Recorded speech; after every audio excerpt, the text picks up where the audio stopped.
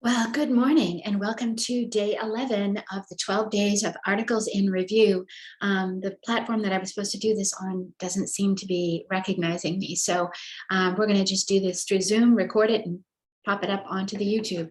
So hi, my name is Mary Coughlin. I'm the president and founder of Caring Essentials Collaborative, and I'm a neonatal nurse practitioner by training.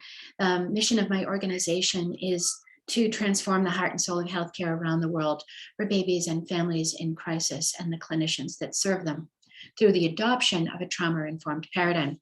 So the majority of the articles that I've been presenting over the past 10 days has been around that concept of trauma-informed care. The clinical report we presented, or I presented from the American Academy. I also presented the policy review, presented the Crump paper that talked about the mortality and morbidity of individuals that were born premature.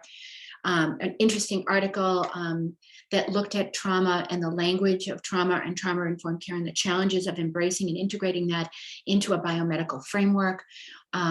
Gee whiz, lots of articles. And so I've got 2 papers left to review. So today's paper, I thought we would talk about inequities, talk about racial biases and how they impact the care that we provide, because these are forms of trauma, and understanding how they come forth, how they're manifested, how they impact the care is really, really important.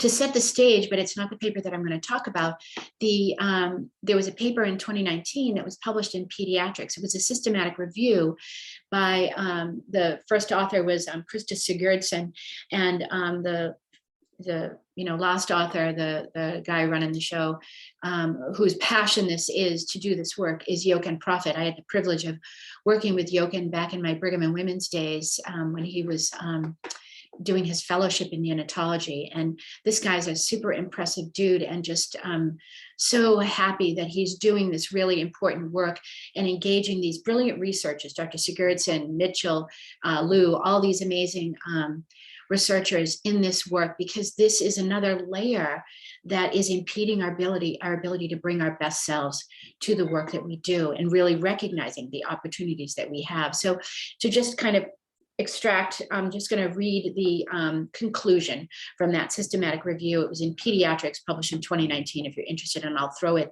in the YouTube description later. The systematic review revealed complex racial and/or ethnic disparities in structure, process, and outcome measures, most often disadvantaging infants of color, especially African-American infants. And so the paper that I want to present to you today, again, is adding to that body of research that's helping us better understand these racial inequities, these disparities in the care that we provide. This paper was, first author was Padula, and let me just see where these guys are. Yeah, everyone's based in California. Dr. Prophet is the last author on this paper, also based in California, and it was published in the Journal of Perinatology. And I will put the citation in the description below when I publish this video. This paper is titled Multilevel Social Factors and NICU Quality of Care in California. And it was a project taken on by the CPQCC, that's the California Perinatal Quality Care Collaborative. And I'm so honored. I've been invited to speak at their Lollapalooza event in March, I believe it is in March, in San Diego. So I'm really excited to get to meet these guys. They're doing brilliant, brilliant work. So in this paper, they wanted to explore the social and built environmental factors that impact this disparity. And basically what they want to do and what they are doing is they're creating this dashboard, which is really, really cool, looking at, they're using the baby monitor outcomes that are pretty standard when you're looking at outcomes for premature babies. I'm just scrolling down to get the details of it. The baby monitor score, using NICU admission data, including transfers. And it's previously been described in the research. It's an awesome tool. And it measures, for the composite scale, include looking at any antenatal steroid administration, moderate hypothermia, less than 36 degrees Celsius on admission, non-surgically induced pneumothoraces, hospital-acquired bacterial or fungal infections, oxygen requirements at 36 weeks gestational age, retinopathy of prematurity screening at the age recommended by the American Academy of Pediatrics, discharge on any human milk, mortality during the birth hospitalization, and growth velocity calculated by using a logarithmic function. So these are the metrics of their dashboard. And then what they're looking at is these study populations based on social and geographic locations. So the study population that participated in this paper, the data was obtained from CPQCC data registry and included VLBW infants, and kind of the standard demographic indicators that you usually look at. And then what they did was they looked at maternal addresses at birth, and they geocoded them using this SAS 9.4 data device or whatever, data platform, to acquire latitude and longitudinal coordinates, and really kind of dig down and find out the social and built environmental attributes of the California neighborhoods data system. So really interesting approach. And then they kind of divvied it up into what they're calling catchment areas. And they have a sample in the paper. It is an open source paper that I think you'll like.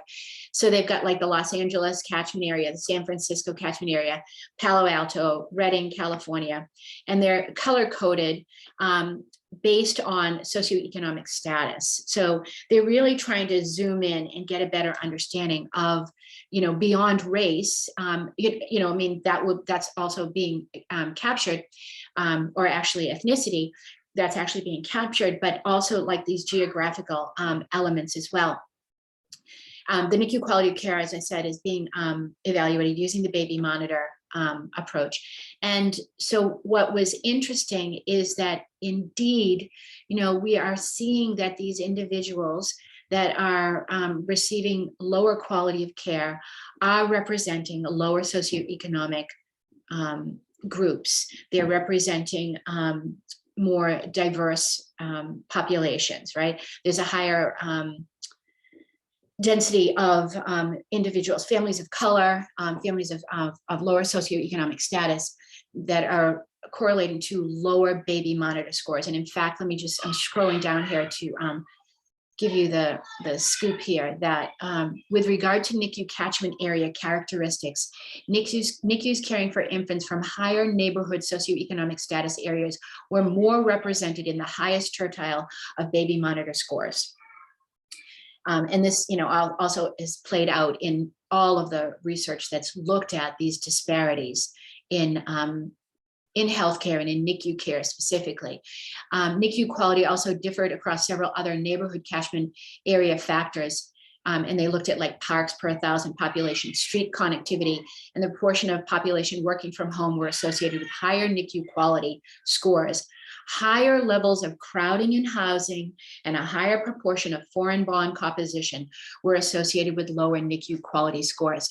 And again, these aren't factors that NICU clinicians per se can impact, but it really is opening up the door for a heightened awareness and a more intentional advocacy role in addressing these inequities and really getting more engagement with healthcare professionals in righting these social and economic inequities.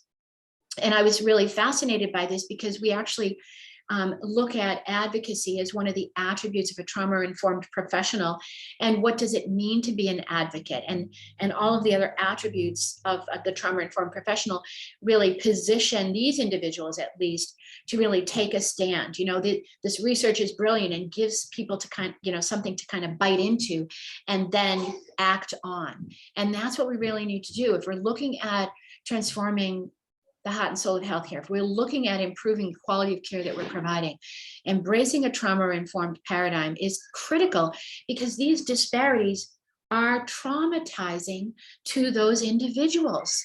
living in these overcrowded settings, living in food deserts, all of these elements associated with lower socioeconomic standing are traumatizing. And then we have to look at that transgenerational trauma, that collective trauma experience, and how it is passed down transgenerationally. And so understanding these disparities and really looking at the multi-layers, they talk about multi-level, that's the title of the paper, the multiple layers that are that this trauma is embedded in and meshed in, really help us then take a stand to address these in meaningful and measurable ways at the local level, at the state level, at the national, and at the global level, right?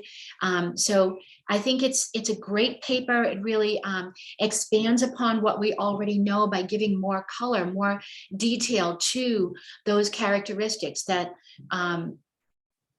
that really define the trauma, the lived trauma experience of these individuals that are receiving a lower standard of care. I'll be honest with you, I've not looked at the, with any intentional focus, the implications of inequities in other patient populations. But again, we're just a microcosm of society at large. So I think what we're seeing here, we know in maternity care, there's huge disparity with our obscenely high maternal mortality rate here in the United States. And these things need to become never events. And so with this kind of information, with this kind of research, presenting all of these articles just, over these past 12 days, hopefully is inspiring you to connect with your purpose and passion. What lights you up? What injustices are you called to right in your lifetime, in the work that you're called to do? So I hope you found this interesting. I hope you found it inspiring. This is really, really important work. And for me, of course, the vehicle to right these wrongs is through a trauma-informed pathway, through a trauma-informed paradigm. So thank you so very much for your time and listening to me. I look forward to seeing you guys tomorrow as we wrap up this series with our 12th article for the 12 days of articles in review. You guys stay safe, take care, and see you tomorrow. Bye.